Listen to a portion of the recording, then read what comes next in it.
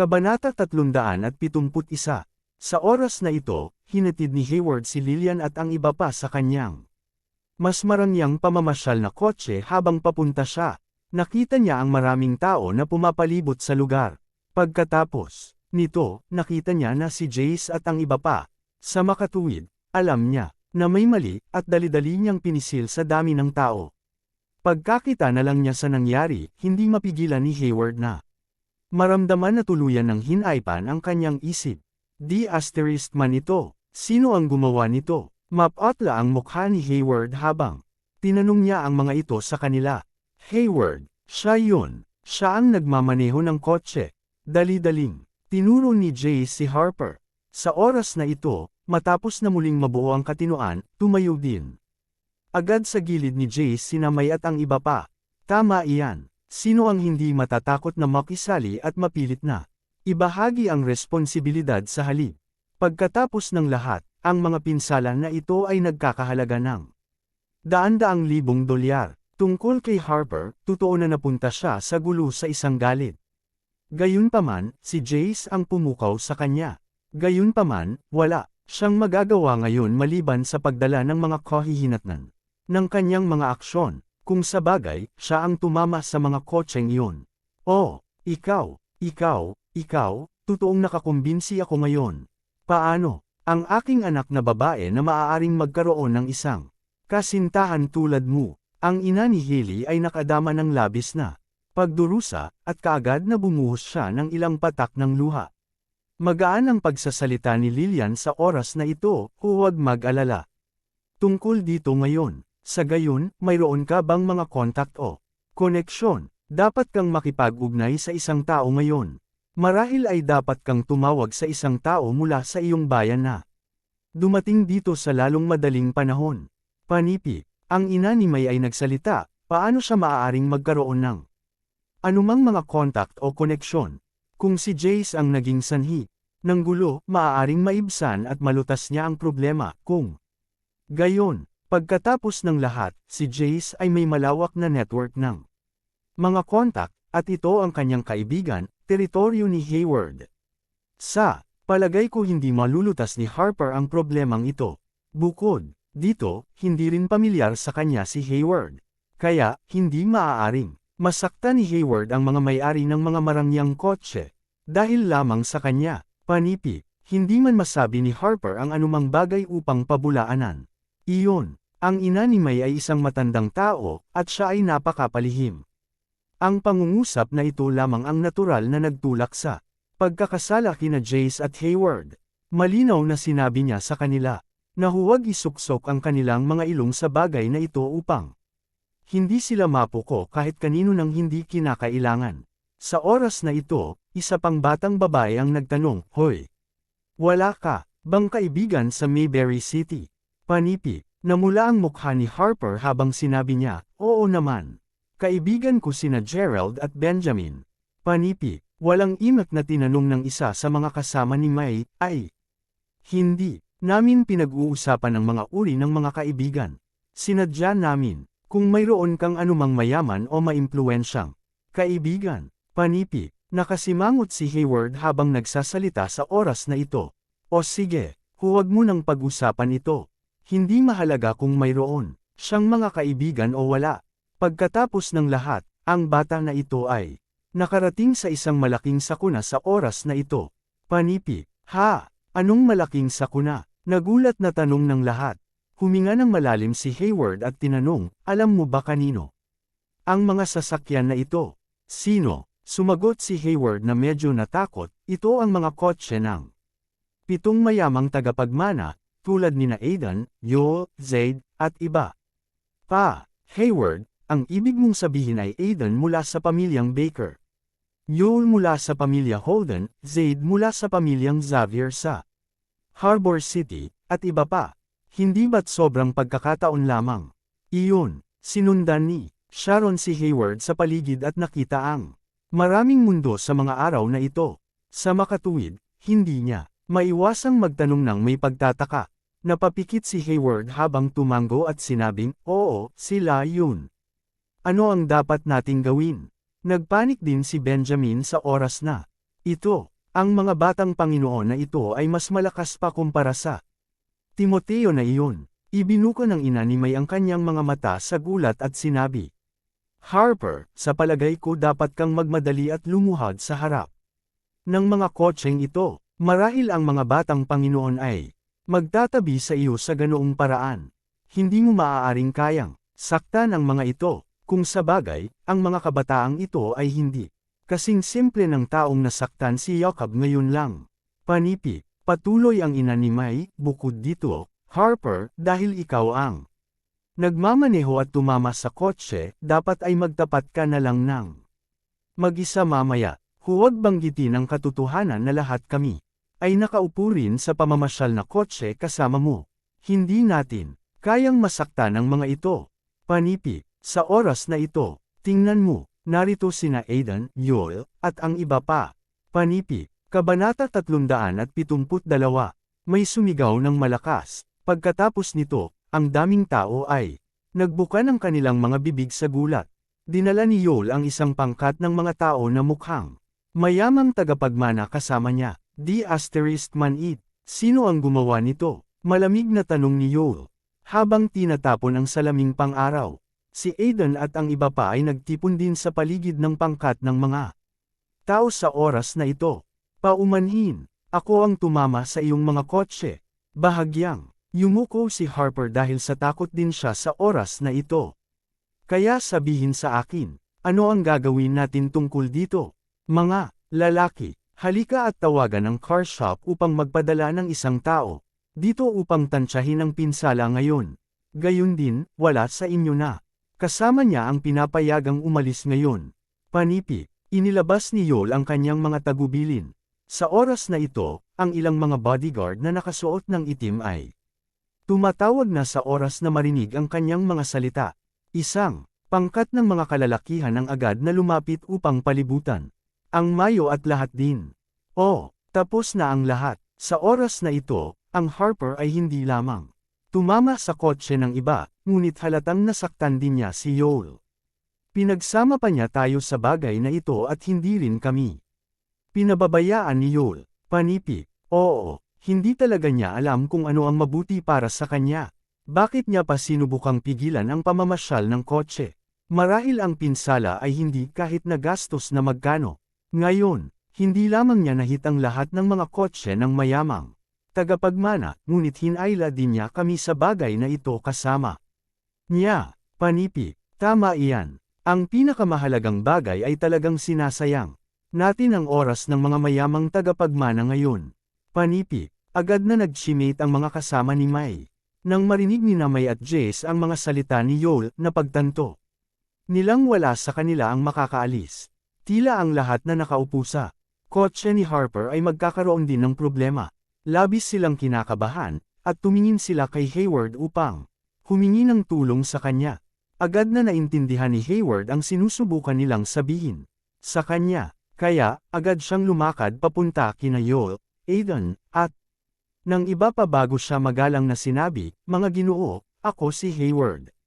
Mula sa York North Mountain, nagkaroon ako ng isang maikling pakikipag-usap kay Aidan bago ito.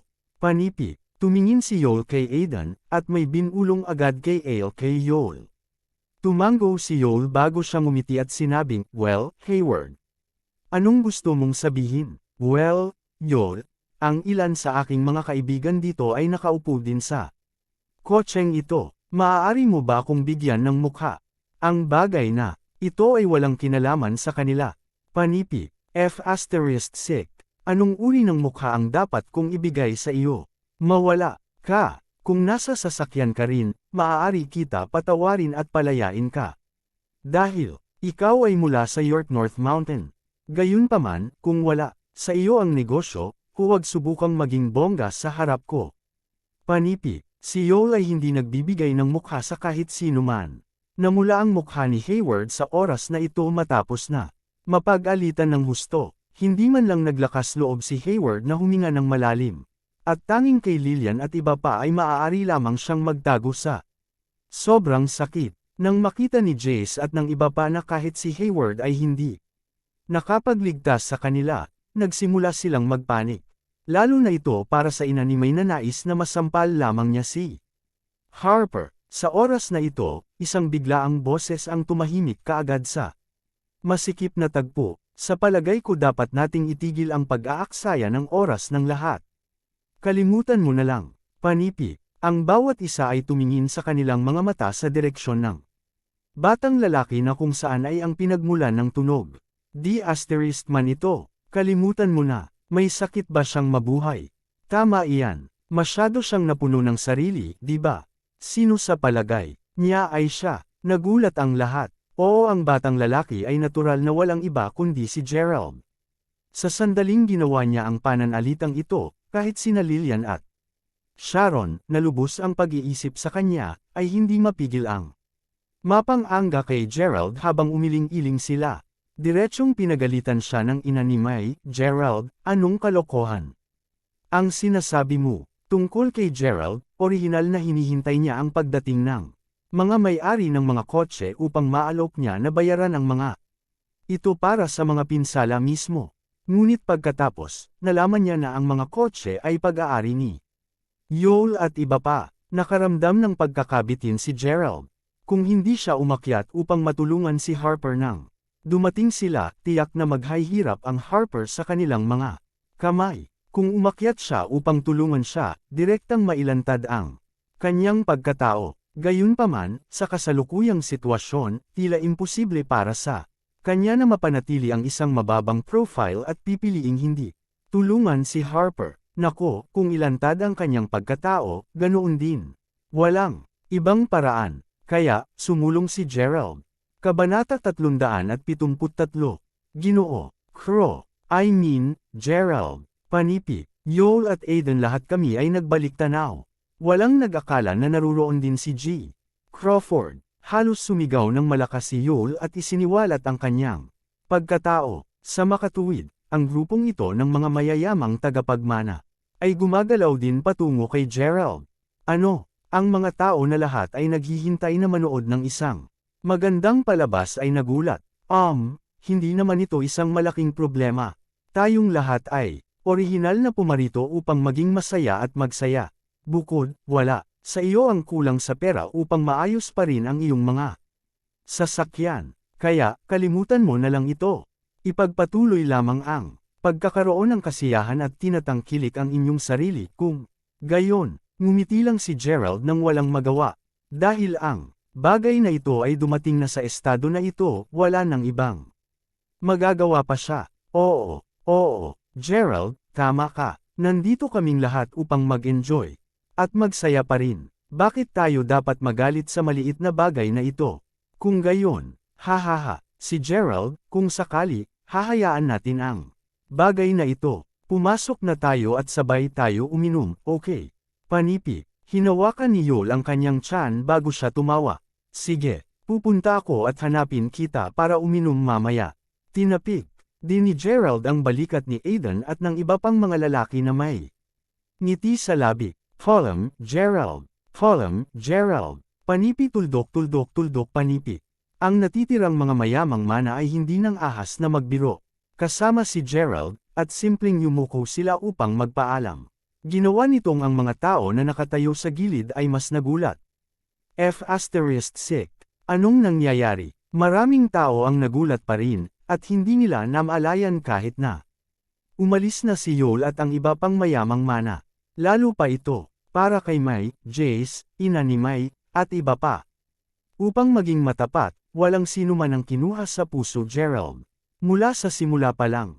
Akala nila siya ay isang nakakaawa lang na sumama sa paglalakbay na ito upang kumain at uminom ng libre. Gayunpaman, hindi talaga nila inaasahan na pamilyar siya at makakonekta sa napakaraming mayamang tagapagmana. Ilang salita lamang ang dapat niyang sabihin, at ang mga mayamang tagapagmana ay umalis na kaagad. Bukod dito, ang mga taong iyon ay tila takot sa kanya. Nagulat pa si May at ang iba pa. Sa oras na ito, maging ang ina ni Hailey ay nakatingin kay Gerald na may hitsura ng paghanga sa mukha. Siya ay hindi namamaliending. Nakatayo malapit kay Gerald sa oras na ito. Tila ba sinusubukan niyang sabihin sa iba pa na ang binatang ito ang Mabuting kaibigan ng kasintahan ng kanyang anak na babae. Hindi siya si May o ang mabuting kaibigan ng sinuman. Mas nagulat sina Sharon at Lillian sa oras na ito. Tila na parang ang kanilang mga haka-haka ay napatunayan. Biglang namutla ang dalawang dalaga. Tila ang lahat ng nangyari sa huling pagkakataon ay hindi puro aksidente. Totoo na si Gerald ay talagang pambihira. Bukod dito, tila mas malakas pa siya kumpara kay Hayward. Ang mga mayamang tagapagmana ay hindi man lamang nag-abala upang bigyan si Hayward ng anumang mukha sa lahat, ngunit lahat sila ay magalang at magalang kay Gerald. Bukod dito, ang mga batang babae na ito ay napakamatulungin at maislan. Kitang-kita nila na ang ilan sa mayamang mana ay yumuko pa kay Gerald nang nagpaalam sa kanya. Man. Ang kapaligiran ay naging napaka-awkward sa oras na ito. Awkward na ngumiti si Gerald bago niya sinabi, "Okay, mabuti na ang lahat ngayon. Ipagpatuloy natin ang paglalaro pagkatapos." Panipi. Matapos niyang magsalita, nagpatuloy si Gerald sa paglalakad. Kasama si Harper at ang iba pa. Sino ang binatang ito? Panipi. Hindi ko alam, ngunit mukhang mahusay siya. Napakaraming mayayaman na tagapagmana ang nagbibigay sa kanya ng mukha. Sa palagay ko dapat siya ay isang napakalakas at maimpluwensyang tao. Panipi. Isang pangkat ng mga tao ang nagsimulang talakayin ang bagay na ito sa kanilang sarili. Ang isa sa mabubuting kaibigan ni May ay biglang lumapit at nahihiyang tinanong si Gerald sa oras na ito, "Gerald, ikaw, gusto mo bang uminom ng milk tea? Pupunta ako at bibilhin ito para sa iyo." "Salamat, ngunit hindi ako nauuhaw," sagot ni Gerald. Sumulyap si Lillian sa dalaga bago niya iniabot ang kanyang tasa ng hindi nagalaw na milk tea kay Gerald. "Hehe, sino sa tingin mo? Naisip mo bang umiinom si Gerald ng anumang milk tea na binibili ng anumang mga batang babae para sa kanya?" Panipi. "Gerald, tingnan kita. Medyo tuyo ang labi mo. Paano ka maaaring hindi nauuhaw? Masyado kang pabaya, at hindi mo alam kung paano mo mahalin ang iyong sarili."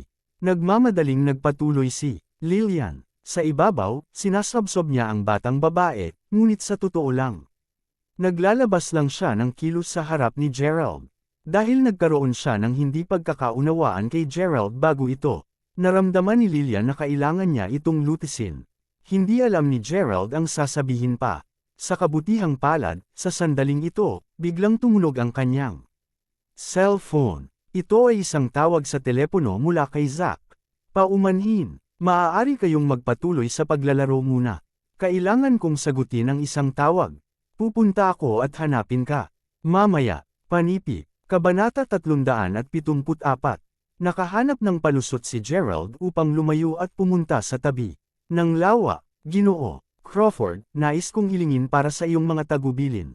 Gumawa na ako ng paunang plano sa pamumuhunan para sa pamumuhunan sa iyong bayan, Seren County, na pinag-usapan ni G. Harrison. Mayroong isang plano sa pamumuhunan para sa $6 na bilyong, at may isa pang plano para sa $8 bilyong.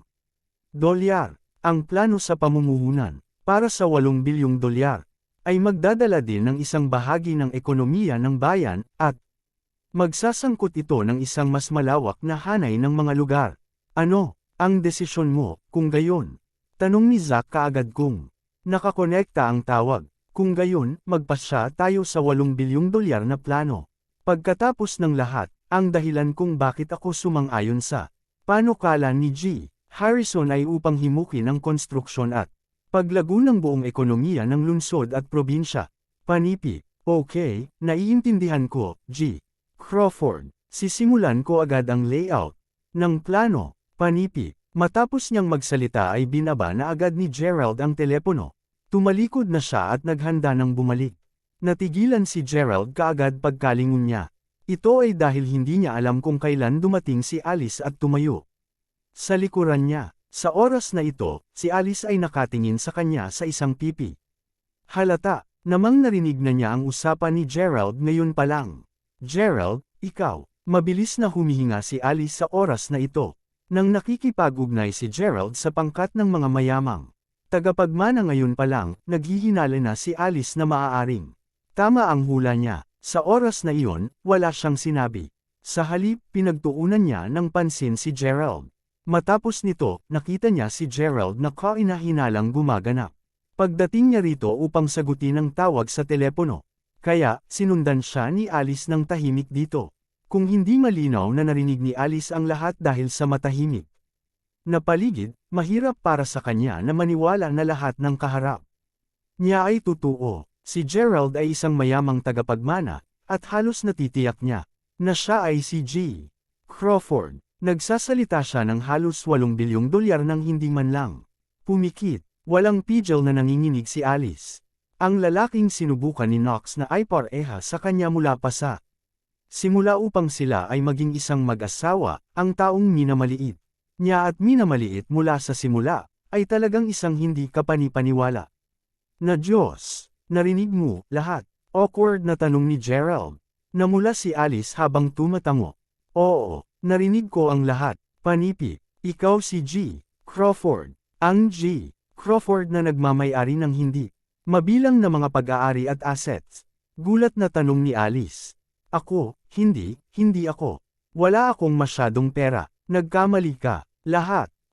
Tinatawag ako ni Harper. Panipi, mabilis na nag-react si Gerald. Kung kaagad niyang inamin, ang pagsisikap niyang mapanatili ang isang mababang profile sa panahong ito ay masasayang lahat. Nais niyang umalis sa lalong madaling panahon. Hinarang ni Alice ang daraanan ni Gerald habang nakatayo sa harapan niya. Gerald, narinig ko na ang lahat.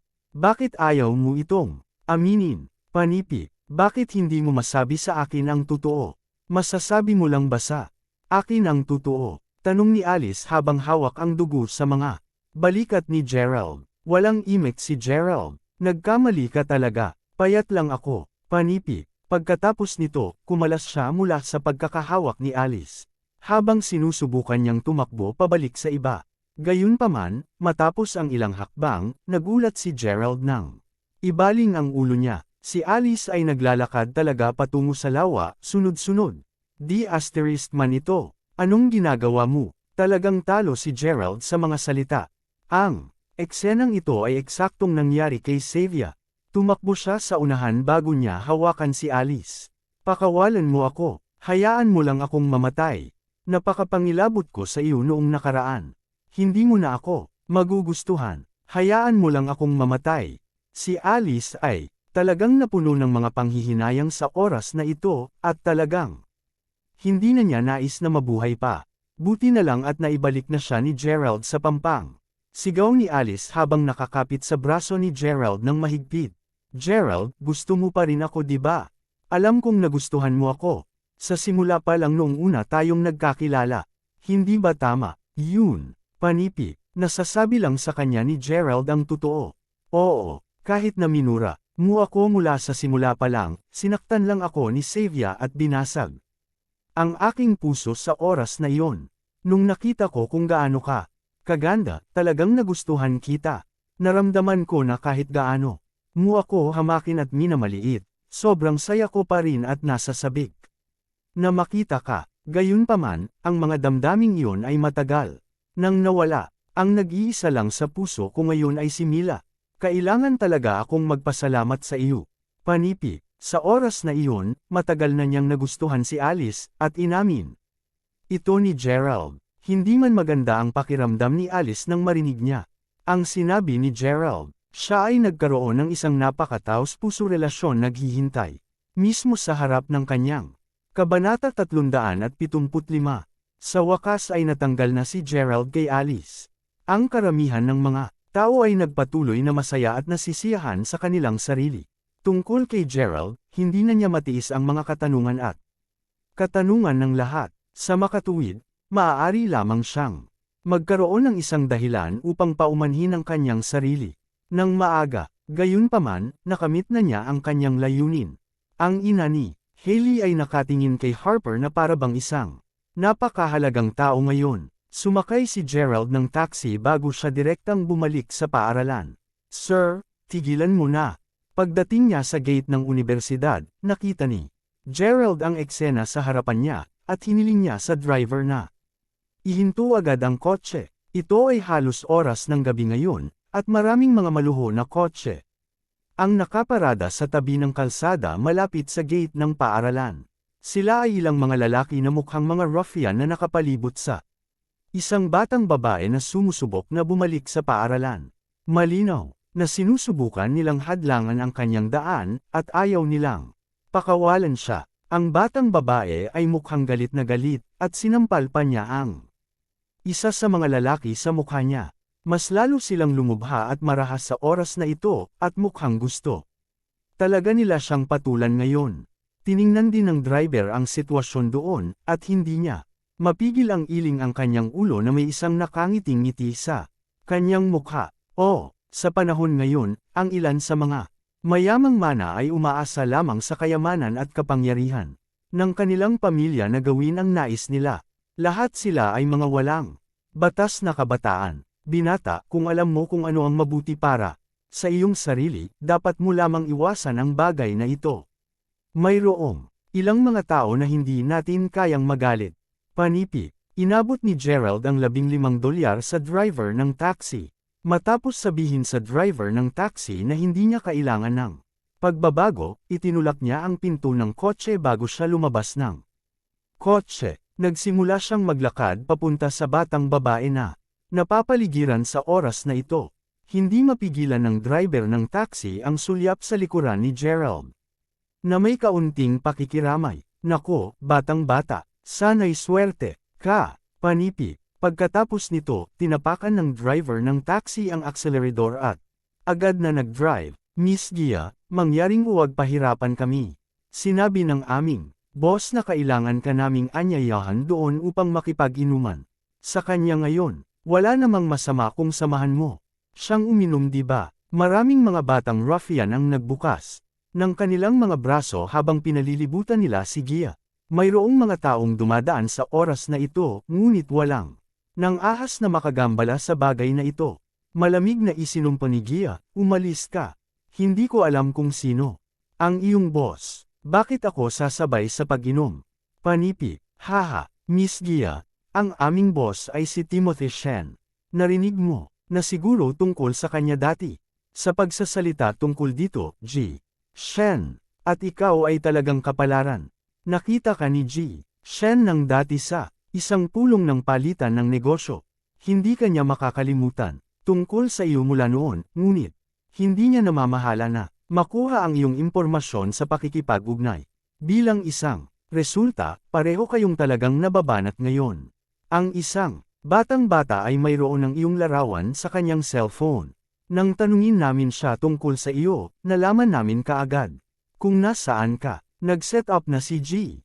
Shen ng isang talahanayan para sa iyo. Kung tatanggi kang bigyan siya ng mukha, tayong lahat ay gagawin para. Ang sabi ng mga ruffian habang patuloy na nakangiti. G-ground ang kanyang mga ngipin at galit sinabi, mawala. Sinabi ko na sa iyo na hindi ako sasama sa iyo. Kung magpapatuloy kang kumilos ng ganito, tatawag ako sa pulisya. Panipi, ubu. Dahil si Miss Gia ay napakahirap, inilalagay mo rin kami sa isang matigas na lugar. Maaari ka lang namin mag-anyaya na sumama sa amin ng pilit kung gayon. Huwag kang mag-alala. Matapos mong makilala si G. Shen, tiyak na mai-inlove ka sa aming may kakayahang boss. Hahaha. Panipi, mga kapatid, ay drag mo si Miss Gia sa kotse. Panipi, matapos magsalita ang pinuno ng mga ruffian, 2 o 3 iba pang mga lalaki ang direktang lumapit bago nila hawakan ang mga braso ni Gia at sinimulang hilahin siya patungo sa kotse. Ano ang sinusubukan mong gawin? Pakawalan mo ako. Tulong. Panipi, gulat na sigaw ni Gia. Tila narinig na niya ang tungkol kay Timothy Shen dati. Tila parang nakaugnay siya sa isang napakalakas na samahang nauugnay sa gang. Siya ay isang hedonistic na tao na palaging naglalakad at nagawa niya ang mga bagay na kasuklam-suklam na maaari. Hindi alam ni Gia kung paano o bakit niya ito tinitignan, ngunit naiisip niya kung ano ang magiging kahihinatnan kung siya ay mahihila. Siya ay nahihirapan ng husto sa oras na ito. Boom! Boom! Boom! Boom! Biglang, maraming mga malakas at paputok na ingay ng magkakasunod. Pagkatapos nito, 3 sa 4 na ruffian ay dumudugo na mula sa kanilang ulo. Ang taong sumugod sa likas ay natural na walang iba kundi si Gerald. Matapos niyang makita na ang batang babae na ginugulo ay si Gia. Lumabas na siya ng sasakyan at hinanap ang dalawang makapal at malalakas na sanga mula sa gilid ng kalsada. Wala man lang siyang pakialam kung may masasaktan ng masama. Sinimulan niya ang pagtama sa mga ito sa kanilang ulo kaagad. Pagdating niya, Kabanata 376, mayroong halos 5 ruffian sa kabuuan. Sa isang iglap lang ng mata, natulog na ni Gerald ang 4 sa kanila. F***, sino ka? Nagpanik ang pinuno ng pack, at nagtaka agad. Siyang nagtaka, papatayin kita. Walang sinabi si Gerald, ngunit simpleng sumugod siya para saktan. Siya, para bang sanay na ang ruffian sa pakikipag-away. Kinuha niya ang isang brick mula sa gilid ng kalsada habang nakikipaglaban siya kay Gerald. Sa huli, hindi niya matalo si Gerald na galit at maaari lamang siyang tumakas sa kahihiyan. Gerald, ikaw, ayos ka lang. Takot na takot din si Gia sa oras na ito. Ayos lang ako, sagot ni Gerald habang pinupunasan ng dugo mula sa sulok ng kanyang bibig. Biglang sumabog si Gia na kinakabahan. Dumudugo ang ulo. Panipi. Si Gerald ay dumudugo ng bahagya mula sa kanyang ulo dahil nahuli siya ngayon, at ang iba pang partido ay naglunsad ng isang sneak atake sa kanya. Maliit lang itong sugat. Bakit kanila napunta dito para asarin ka? Panipi. Pinahid ni Gerald ang dugo sa mukha niya. Ngayon ang unang pagkakataon na siya ay nakipaglaban tulad nito. Sa kabutihang palad, mayroon pa siyang kaunting lakas sa kanya. Bukod dito, si Gerald ay simpleng nakikipaglaban ng hindi nag-aalala. Tungkol sa anuman. Hindi ko alam. Babalik lang ako ngayon sa school. Tinawagan muna nila ako upang asarin ako, at pagkatapos, pumunta sila sa paaralan. Upang harangan ang aking daanan. Sinusubukan nila akong pilitin na pumunta at maghapunan kasama si Timothy Shen, ngunit hindi ko talaga siya kilala. Hindi ko alam kung sino ang nagbigay sa kanya ng aking impormasyon sa pakikipag-ugnay. Panipi. Nang tignan ni Gia si Gerald na lumaban dahil sa kanya, hindi niya maiwasang makaramdam ng labis na paghawak, at namula ang mga mata. Dapat ay iyon ang B****, Jacob, sinumpa ni Gerald sa kanyang puso. Siyempre alam ni Gerald ang tungkol sa sanhi ng bagay na ito. Ngayon, si Jacob ay nadala ni Timothy kanina pa sa hapon. Hindi alam ni Gerald kung paano nagturo ng leksyon ang dating. Gayunpaman, alam ni Gerald na dahil nakatingin si Timothy kay Gia, dapat may kinalaman ito kay Jacob. Kahit na iniiwasan ni Gerald si Gia, itinuring pa rin niya itong kaibigan. Ito ay lalo na matapos malaman ang tungkol sa ginawa ni Gia para sa kanya, ngunit pinatayo niya ito ng maraming beses. Si Gerald ay palaging nakaramdam ng kaunting pagkakasala kay Gia. Ito ang dahilan kung bakit hindi nag-atubiling ipagtanggol siya ni Gerald at ipaglaban siya ng gusto nang makita niyang nasa gulo siya ngayon. Nang makita ni Gerald na maayos na si Gia, nais niyang bumalik sa kanyang tulugan upang magbihis ng sariling sugat. Gayunpaman, tumanggi si Gia na pakawalan siya at pinilit na pumunta sa may sakit na kasama niya. Sa daan, hinawakan ni Gia ng mahigpit ang kamay ni Gerald. Hindi niya alam kung ano ang iniisip ni Gia. Labis na ang pag-aalala at kaba niya kay Gerald kanina, ngunit bago pamasabi ni Gerald ang anumang bagay ay biglang binitawan ni Gia ang kamay ni Gerald. Kahit na siya ay nagtanong sa kanya upang pumunta sa kanyang sarili. Napaatras si Gerald. Ano ang mali? Sagot ni Gia, okay lang. Iniisip ko lang kung bakit ako nag-aalala tungkol sa iyo, at kung bakit napakahusay ko pa rin ang paggamot sa iyo ngayon. Kung sa bagay, parang hindi mo ako tinatrato bilang kaibigan kahit papaano sa pakikitungo mo sa akin bago ito. Panipi. Si Gia ay biglang nagalit at napuno ng mga hinaing. Sinabi niya, pagkatapos, alam mo, maraming beses ng personal kong inihanda ang pagkain para sa iyo sa bahay at dinala ko ito sa silid. Aklatan. Nais kong magkakasabay kaming kumain sa cafeteria. Gusto ko rin sanang mag-aral. Gayunpaman, tila na iniiwasan mo ako. Kahit na noong nagkasakit ang aking ina, wala kang kahit isang salita ng pag-aalala. Noon ko lang napagtanto na sobrang iniisip ko. Ito nang maisip kong mahalaga ako sa iyo. Akala ko ikaw ay tretuhin mo ako bilang isang mabuting kaibigan, at iniisip ko pa rin. Tuldok tuldok tuldok. Kalimutan mo ito. Ito ay ang aking sariling pag-iisip. Panipi, hindi mo ako dapat nailigtas ngayon. Labis na nalungkot ako dahil sa iyo, ngunit ngayon, kailangan kong magpasalamat muli sa iyo. Anong kailangan mo sa akin? Tanong ni Gia habang tinatapakan ang mga paa sa pagkabigo. Sagot ni Gerald, ayoko lang masaktan ka. Talagang itinuturing kita bilang kaibigan. Panipi, si Gia ay isang napakabihirang uri ng babae. Hindi siya materialistic at napakabait at maganda din niya. Bukod dito, palagi niya itong ginagamot ng napakahusay. Kaya, syempre itinuring siya ni Gerald bilang isang kaibigan. Okay, hayaan mo akong magtanong sa iyo, sabi ni Gia habang papalapit siya kay Gerald, tinitigan siya ng mabuti. Kabanata 377. Ano ito? Sabihin mo sa akin. Bakit mo ako iniiwasan noong isang araw? Sabihin sa akin ang katotohanan. Posible bang may girlfriend ka na? Pansamantalang tanong ni Gia. Gayunpaman, alam na ni Gia na si Gerald ay nagmula sa isang mahirap na pinagmulan ng pamilya. Ito ay katulad ng sinabi ni Tammy, napakayamot ng lalaking ito, kaya paano siya nagkaroon ng kasintahan? Oo, may girlfriend ako, sagot ni Gerald habang tumatango. Tila parang hindi rin ito naiintindihan ni Gia. Kahit na si Gerald ay hindi sapat na mapagmataas upang isipin na ang isang tulad ni Gia ay magkagusto sa kanya, siya ay talagang iniiwasan siya dahil sa kanyang sariling kasintahan. Hindi mapigilan ni Gia na makaramdam ng kaunting nasaktan sa ilang kadahilanan. Ano, nagsisinungaling ka ba sakin? Hindi ako nagsisinungaling sa iyo.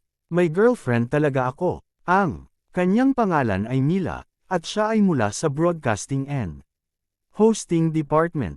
Kami ay naging mag-asawa ng higit sa 2 buwan ngayon. Nagpunta siya sa Hong Kong Television Station upang mag-aral 2 araw na ang nakakaraan. Sagot ni Gerald habang nakangiti. Oh, kaya, yun lang. Iyon ang dahilan kung bakit mo ako iniiwasan. May girlfriend pala talaga, hindi masama. Ipinapakita nito na talagang gusto mo ang kasintahan mo. Sagot ni Gia. Oo, mahal ko siya, at nagmamalasakit din siya sa akin. Panipi. Oh. Pagkatapos ay dapat kang pumunta sa infirmary ng mag-isa. Hindi na kita sasamahan. Kung hindi man, maiintindihan kami ng kasintahan mo kung nakikita niya kaming magkasama. Bukod, sasabihin ko rin sa aking ama tungkol sa kung paano mo pinalo ang ilang mga tao para sa akin. Hihilingin ko sa kanya na tumulong din sa pag-areglo ng usaping ito. Column. Kinawayan ni Gia ang kamay niya bago siya tumalikod at umalis. Hindi alam ni Gerald kung bakit biglang nagbago ang ugali ni Gia mula umpisa hanggang sa huli. Gayunpaman, hindi ito mahalaga sa kanya.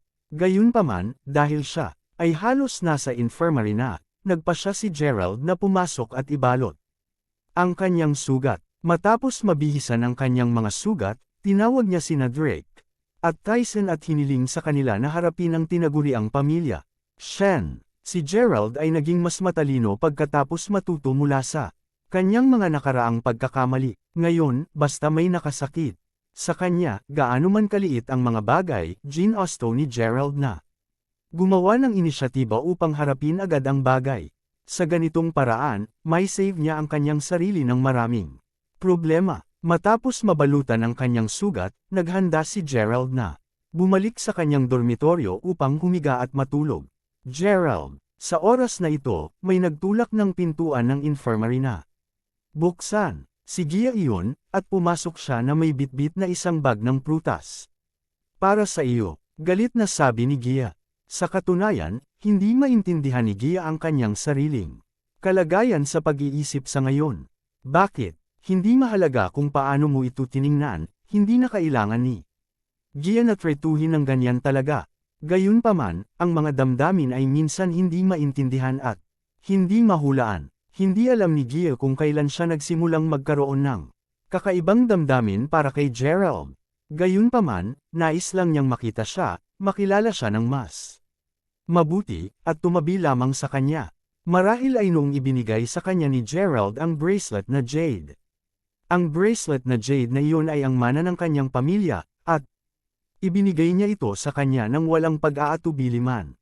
Hindi ba, iyon katumbas ng isang hindi direktang pagtatapat ng kanyang nararamdaman para sa kanya? Hindi ba ang pagtatapat ay isang hindi direktang pagsulong ng damdamin at pagmamahal, kung ito man ay isang estranghero o isang kaibigan? Hanggat magtapat ang ibang partido, ang ugnayan sa pagitan ng dalawang partido ay mababago ng napakabilis. Kung ang iba pang partido ay hindi masyadong kinuputin ang ibang tao, ang ugnayan sa pagitan ng parehong partido ay hindi sinasadya na maging isang uri ng hindi siguradong damdamin. Malinaw na ito ang nararamdaman ni Gia ngayon. Laking pasasalamat niya kay Gerald, at napaka-curious din sa kanya. Matapos ang pagtatapat ni Gerald, hindi mapigilan ni Gia na isipin kung ano ang pakiramdam na pagsasama namin ni Gerald. Naramdaman niya na marahil ay napakahusay ng Gerald sa kanya sa lahat ng posibleng paraan. Gayunpaman, ang ganitong uri ng pag-asa ay ganap na tutol sa katotohanan. Ginawa nito si Gia, na isang mapagkompetensyang batang babae, na nais matupad ang kanyang sariling mga inaasahan. Siyempre, ang saligan ng buong proseso na ito ay na ang taong ito ay nagawang interesado ang batang babae. Iyon ang dahilan kung bakit sumakay si Gia kahapon ng kotse ni Jacob, upang maiinis lang si Gerald. Nariyan din ang malungkot na maliit na eksena ngayon lamang nang malaman ni Gia na may kasintahan na si Gerald. Kahit na, nagpunta si Gia upang bumili ng ilang prutas pabalik kay Gerald. Oh, pumunta ka upang bumili ng mga prutas para sa akin. Panipi, Kabanata 378. Kinuha ni Gerald ang bag ng mga prutas. Binili ko lang ito para sa iyo dahil tiniis mo ang pagbugbog para sa akin. Huwag mong isipin ito, sagot ni Gia habang nakatingin kay Gerald. Ayokong mag-isip ng isipan ang iyong kasintahan kung malalaman niya ang tungkol dito. Haha, ayos lang, hindi ako nag-isip ng sobra, sagot ni Gerald, habang nakangiti. Nga pala, Gerald, dahil sinabi mong kaibigan kaming dalawa, hayaan mo akong magtanong sa iyo. Ano ang tingin mo kay Jacob? Panipi, naglakad na si Gerald palabas ng infirmary sa oras na ito, at kinakausap siya ni Gia habang pareho silang naglalakad. Jacob, alam ni Gerald na ang taong ito ay hindi isang mabuting tao. Sapagkat parang isang tao siya sa ibabaw, ngunit may ibang tao sa likuran niya. Ano pa, handa pa siyang ipagkanulo si Gia. Sa oras na ito, umiling-iling lang si Gerald bago niya sinabi, sa palagay ko hindi siya napakahusay na tao. Si Gia, bilang kaibigan pinapayuhan kita na ilayo mo ang distansya mo sa kanya sa hinaharap. Panipi, bakit? Galit na tanong ni Gia. Dahil hindi talaga siya karapat-dapat sa isang tulad mo. Bakit? Nararamdaman ko na talagang tinatrato ako ng Jacob ng husto. Hindi bababa sa hindi niya ako magagalitin o hindi papansinin, hinayaan akong maghintay para sa kanya ng mag-isa. Hanggat binibigkas ko ang salita, siguradong lilito siya sa harap ko. Naniniwala rin ako na handa si Jacob na gumawa ng kahit ano para sa akin. Kaya, bakit hindi siya magaling? Sagot ni Gia, magtiwala ka lang sa akin. Naniniwala ako na kahit na ang bagay na ito kay Timothy na napasok mo sa oras na ito ay may kinalaman sa Jacob, mabuti pang mag-ingat ka. Ayaw masyadong sabihin ni Gerald tungkol sa usapin ni Jacob ngayon. Kung tutuusin, hindi niya ito nakita gamit ang kanyang sariling dalawang mata, kaya't hindi niya alam ang sigurado. Gayunpaman, alam niyang sigurado na si Jacob ay hindi isang mabuting tao. Sigurado ito. Gayunpaman, nagalit na galit si Gia. Anong ibig mong sabihin? Ibig mong sabihin na walang tunay na mabuti para sa akin. Ibig mong sabihin ay hindi ako makakahanap ng isang lalaki na taos-pusong mabuti sa akin. Iyan ba ang ibig mong sabihin? Hindi yun ang ibig kong sabihin. Sa palagay ko yan talaga ang ibig mong sabihin. Huwag kang mag-alala. Humanap ako ng isang lalaking talagang mabuti sa akin. Kaagad. Pagkatapos nito, dadalhin ko siya sa harap mo upang ipakita Sa iyo na hindi lamang ikaw ang payag, Gia nais na sabihin na. Hindi lamang siya ang handang gumawa ng anumang bagay para sa kanya nang walang pag-aalanggan lahat. Gayunpaman, bigla niyang naalala na mayroon ng kasintahan si Gerald. Kaya, ano ang point ng pagsabi sa kanya ng lahat ng mga bagay na ito? Si Gerald naman, hindi na niya alam kung ano pa ang sasabihin. Sa makatuwid, masasabi lamang niya, kung gayon, hinihiling ko na makahanap ka ng isang lalaking tunay na nagmamahal sa iyo sa lalong madaling panahon. Salamat. Pagkatapos nito, huminga ng malalim si Gia bago siya tumalikod para umalis. Hindi ko matatapos mag-isa ang lahat ng mga prutas na ito. Nais mo bang dalhin muli sa iyong dormitoryo upang kumain? Panipi, hindi na kailangan. Kung hindi mo matapos ang pagkain nito, ibigay mo sa akin. Matapos niyang magsalita, kinuha ni Gia ang bag ng mga prutas mula kay Gerald bago itapon ito sa basurahan na direkta sa tabi nila. Gayun din, bilang isang kaibigan, inaasahan ko rin na hindi mo ibibigay ang iyong pinakamahalaga at mahalagang pag-aari sa ibang mga batang babae ng ganito casual sa hinaharap. Ito ay sapagkat ikaw ay magiging sanhi ng hindi madaling pag-unawan ng ibang batang babae sa iyo. Siyempre, hindi kita maiintindihan, ngunit ang ibang mga batang babae na makakasalubong mo sa hinaharap ay maaaring hindi maiwasang hindi maintindihan ka. Panipi, pagkasabi nun umalis na agad si Gia. Si Gerald naman, sa wakas na intindihan na niya ang lahat. Napag-uusapan pala ni Gia ang tungkol sa Jack bracelet.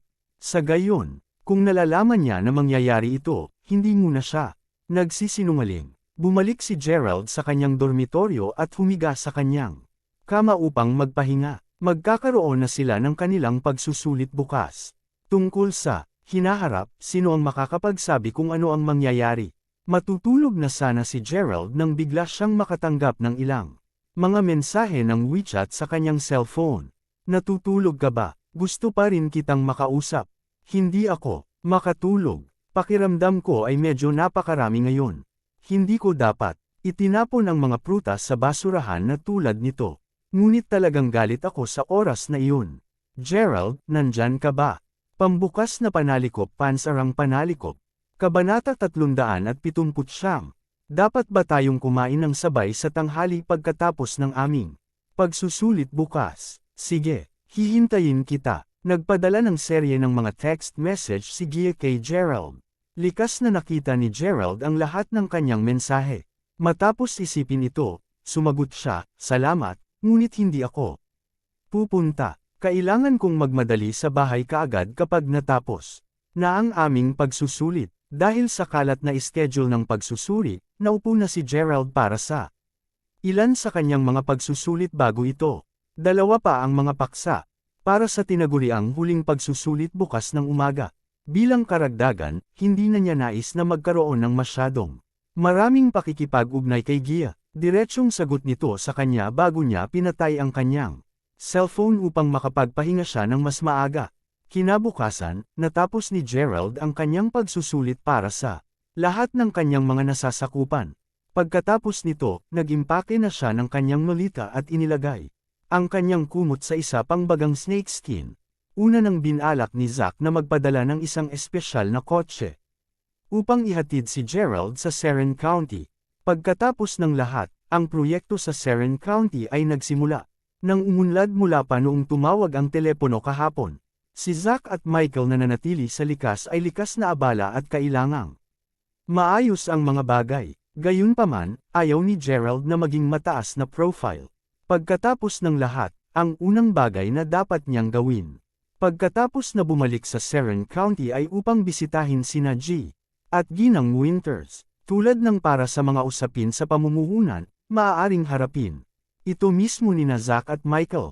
Bukod dito, dahil mayroon silang 3 buwan na bakasyon sa tag-init, nais ni Gerald na tumira upang mabasa ang isang libro o malaman ang isang bagay. Kapag natapos na ang kanyang bakasyon sa tag-init, dapat na niyang simulan ang kanyang internship. Talagang magiging abala siya noon. Sa makatuwid, dapat lang siya mag-relax kung kaya niya ngayon. Matapos buksan ang kanyang cellphone, nakatanggap siya ng isa pang mensahe mula kay Gia sa WeChat. Sumagot si Gerald, nakabalik na ako sa aking bayan. Column. Oh, ayos, kung gayon. Hindi na kita guguluhin. Hindi tumugon si Gerald, at hindi na natuloy sa pagsasalita si Gia.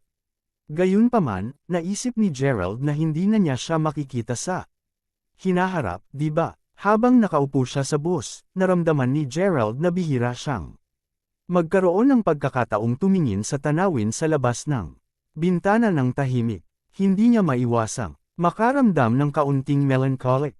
Habang iniisip niya ito, ilang buwan lamang ang nakakalipas nang sumakay si Gerald sa bus, at mayroon lamang siyang $200 sa kanya. Sa oras na iyon, iniisip niya kung paano niya haharapin ang bayad sa pagtuturo at ang kanyang buhay sa hinaharap. Bukod dito, magiging kaarawan ni Xavier sa lalong madaling panahon. Paano siya makatipid ng sapat na pera upang mabili siya ng regalo sa kaarawan? Naaalala pa niya na umulan ng malakas nang sumakay siya sa bus sa paaralan sa araw na iyon, at siya ay nakaupong umupo sa bus. Hindi nakalimutan ni Xavier na tawagan siya upang sabihin sa kanya na nakarating na siya sa paaralan at naghihintay na maghapunan. Sinabi niya na nagdala siya ng ilang masasarap na pagkain mula sa bahay. Sa oras na iyon, si Xavier ay isang mabuting batang babae pa rin. Ngunit sa oras na ito, babalik siya sa bus, at napakaraming bagay ang nangyari. Nalaman niya na siya ay isang mayamang manaang pambihirang mayaman na uri. Tungkol kay Xavier, nagbago rin siya ng tuluyan, at pareho silang naghiwalay din. Gayunpaman, isang bagay ang nanatiling pareho. Nang bumalik siya sa paaralan ng ilang buwan na ang nakakaraan, iniisip niya kung paano niya gugugulin ang kanyang pera. Ngayong uuwi na siya, iniisip pa rin niya kung paano niya gugugulin ang kanyang pera. Hahaha. Patuloy na napatingin si Gerald sa bintana sa walang imik. Gerald. Sa oras na ito, biglang tumunog sa tabi niya ang isang babaeng boses. Malinaw na kinilala ng taong ito si Gerald. Napalingon si Gerald upang tumingin sa paligid at nakita ang isang magandang babae na nasa 25 hanggang 26 na taong gulang na nakaupo sa upuan sa tabi ng pasilyo ng bus. Nakasuot siya ng light makeup sa kanyang mukha, at napakaganda. Di niya, Miss Lewis. Talagang hindi inaasahan ni Gerald na makakakita siya ng pamilyar na mukha sa bus. Bukod dito, ang taong ito ay ang kanyang guro sa high school na Ingles. Ang kanyang pangalan ay Montana Lewis, at siya ay naging isang kapalit na guro sa Ingles noong high school. Tinuruan niya si Gerald ng 2 taon at napakabata at maganda. Katatapos lamang niya ng unibersidad sa oras na iyon, ngunit maaari siyang magturo sa high school dahil sa kanyang mga koneksyon sa pamilya. May isang dahilan kung bakit may malalim na impresyon sa kanya si Gerald. Ito ay dahil si Miss Lewis ay may mga katangian ng lahat ng mga kabataan at modernong mga batang babae. Halimbawa, palagi siyang bihis sa isang napakanakakalantad na pamamaraan. Noon, magsusuot siya ng isang miniskirt at crop top na nagbunyag ng kanyang pusod habang tinuturo ang kanyang mga mag-aaral. Alam din ng lahat na nakakita siya ng isang partikular na mayamang kasintahan dahil sa kanyang kagandahan. Binili pa siya ng kasintahan niya ng Audi A6. Napakahanga yun. Kabanata 380. Siyempre, ang pinakapansin-pansin niyang tampok ay ang pagmamahal niya sa mayaman at ang kanyang paghamak sa mahihirap. Halos kapareho siya ni Cassandra, ang kanyang kasalukuyang guro. Ang mga mayamang mag-aaral ay tulad ng kanilang mga malapit na kaibigan at kaibigan. Kung wala kang pera o kapangyarihan, maaari kang pumunta at mamatay saan mo man gusto. Minsan, ang kanyang mga salita ay napakalupit din at nakakasakit ng puso. Iyon ang dahilan kung bakit nagkaroon ng napakalalim na impresyon sa kanya ni Gerald. Diyos ko, ito ay tulad ng isang pagkakataon. Ito ang kauna-unahang pagkakataon na sumakay ako ng bus mula bata pa ako, ngunit kung iisipin ay masasagasaan kita ngayon. Panipi, sagot ni Montana habang nakangiti siya ng mapangiti. Tila parang natatakot siyang hindi maintindihan ng mga tao at may isip na madalas siyang sumakay ng bus. Montana, sino siya? Isa ba siya sa mga estudyante mo? Isang gwapong binata na nakasuit ang nagtanong habang nakaupo sa tabi ni Montana. Oo, Sinabi ko na sa iyo ang tungkol dito dati. Dati ay mayroon akong isang mahirap na mag-aaral sa aking klase. Palagi siyang nagdadala ng 2 steamed buns at isang bag ng atsara sa paaralan araw-araw. Bukod dito, kakain lang siya ng isang pagkain. Sa isang araw, naaalala mo ba, Panipi? Oo, naaalala ko. Tama iyan. Siya ito sa pagsasalita nito, halos 3 taon ko na. Siyang hindi nakikita. Nakapasok siya sa isang napakahusay na pamantasan. Nag-aral siya sa Mayberry University.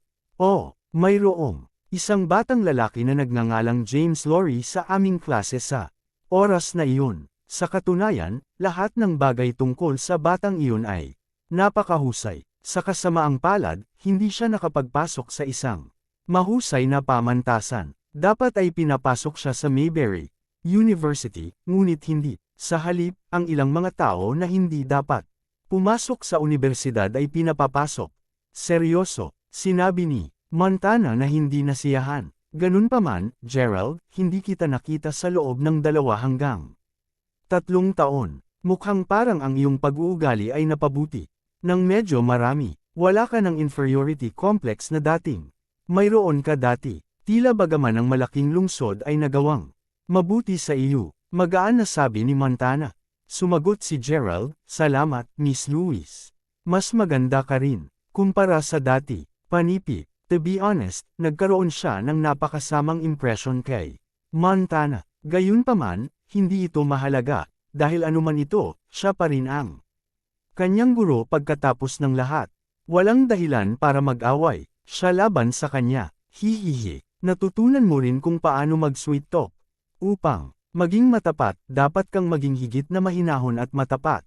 Huwag malaman na sabihin ang mga bagay na ito tulad ng ginagawa ng ibang tao. Bukod dito, kahit napurihin mo ako, parang hindi ito isang papuri pagdating sa iyong bibig.